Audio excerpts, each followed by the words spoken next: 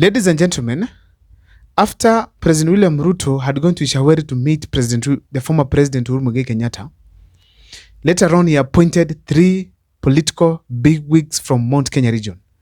These were William Kabogo, Mutahi Kagwe, and of course Lee Kinyanjui. The fourth one was the chairperson to the KRA board, that is Nderitu Mureithi.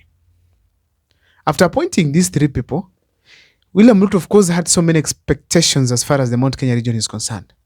And I'm going to do an extensive video now of these people disappointed William Ruto. But on this video here, I want to look at why these people literally went quiet after they had been appointed.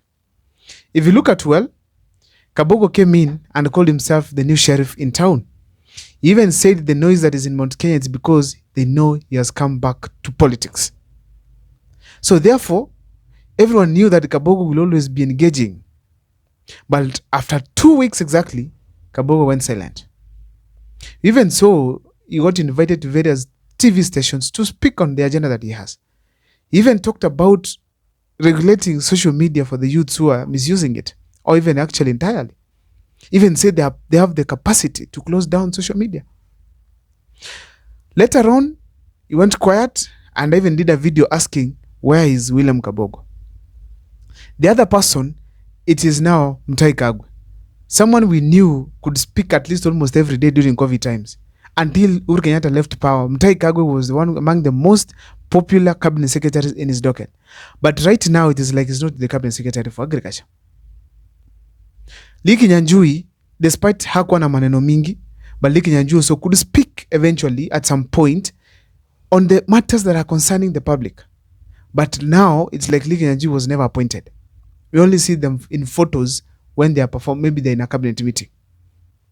I don't want to mention many other cabinet secretaries, but on this video here today, I want to talk about the reason why these cabinet secretaries from the mountain region eventually went quiet despite being political bigwigs in the Kenyan politics.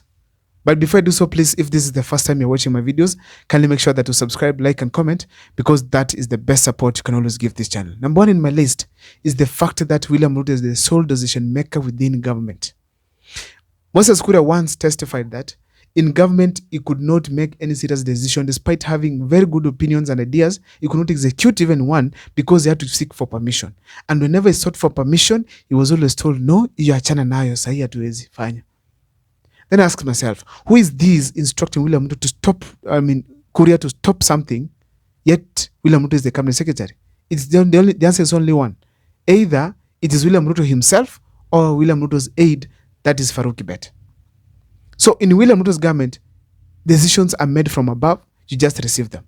So upon arriving in government, with the psyche that we are in charge now, controlling this docket and that one, they later on got, maybe, let me say, they were taken under through orientation and they got to realize that they are not the decision makers. We realized that Kabogo was giving so many promises, the plans he has to do, the people he wants to bring, the experts he wants to employ. But as you speak today, is nowhere to be seen. He only appears in rallies where President William Ruto is present. Next reason, it is the too many problems in William Ruto's government. As you speak today, you get there, you find an issue. You get to this docket, you find another one. And all these issues are not auguring well with the common manager. So you realize that you are discouraged as an individual to engage yourself totally in William Ruto's government. So you have to remain first, wait for instructions. Second, do the way they have been doing it. So as a result, you have to be quiet because there's nothing good you'll say to the people of Kenya. Thirdly, in my list, is the fact that these people were given very critical dockets with so many issues. If you look at, for instance, agriculture, Mutahi Kagwe was appointed at the time when people were posing the issue to do with vaccination of cows. Because people were asking, we don't have medications in the hospital. Why don't you get the medications to hospitals first? Then you talked about cows. People posted across the country. William Ruto and his team campaigned against that. But the fact remains, Mutahi Kagwe is the one who launched the exercise. Of course, it flopped seriously because people were not involved. People did not know what you're vaccinating your cow against. I didn't know what my cow Rose had a problem with, that it needed vaccination. So entirely, the people did not accept it. So it flopped. Probably the 150 million probably has been chewed or been wasted. Now, if you look at the docket of Lee Kinyanjui, it is very small. not very small, but necessary. I can say that. I can say that that docket, it does not involve a lot of talking, but it has so many issues because among the people affected right now are the small business people.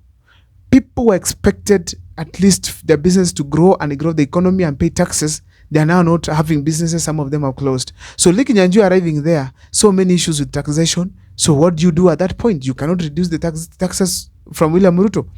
So as a result, he finds himself without anything serious and good to do to the people that can make him even talk. So he keeps quiet and lets things to go the way they are supposed to be, enjoy the salary and wait for 2027. Another thing I want to talk about here is the issue that once you are in Ruto's government, you are his servant. And everything he says you do, the way he says it, the way he wants it, and how he wants it. So therefore, there's no way Mutahi Kagwe can do things like he used to do in Uhuru Kenyatta's time. There's no way you can have Kabogo trying to do things because he thinks he's smart. You have to abide by William Ruto's demands at all cost. Also, another thing that you have to say is the ground that is hostile. You know, one of the major challenges that William Ruto has in this government, it is that he has so many people criticizing him and giving positive criticism because they're all right criticism. Because the kind of things that William Ruto is doing, it is what is attracting criticism. To start with, it's Rigathi Gachagua. Rigathi Gachagua has completely decided to make the ground unbearable for President William Ruto. So he keeps criticizing him, reminding him what he has done. As far as even appointing the cabinet secretaries, where Gachagua literally decided to degrade the action and they say, even if you appoint Dedan Kimathi, we are not going to accept William Ruto back to the mountain again. So the fact remains that the ground was made unbearable and it's also unbearable for William Ruto's people. So Mutahi Kagwe does not have a platform to come and engage people. There are no visits like the ones they used to have with Uhuru Kenyatta. Going to the mountain, invited for a function to launch something here and there. So you realize that in their case right now, they have to stay indoors, avoid humiliation in the public because they know very well that you cannot speak positively to about William Ruto anywhere in this country and go without being heckled. So that became a big challenge across all ministries. Now, there are many other cabinet secretaries who have also actually kept off speaking about anything in public. Well, some of them include even Oparanya. People who are good, expected to bring something good on the table. They have not now. Someone like Opio Wandai has now toned down because he has realized the energy docket, it is not his docket. There's someone else who owns it, who actually is running it. Someone like even Joho, there's nothing anymore he's talking about minerals in the country. He just said a few things about them in the first 2 weeks after gotten the appointment. So in a nutshell, as we speak today, William Ruto controls that docket and there's nobody says whatever he does not approve. That's why the Mountain Kenya leaders are quiet. My name is Abdul Mukwa. Let me see in the comment section what you think.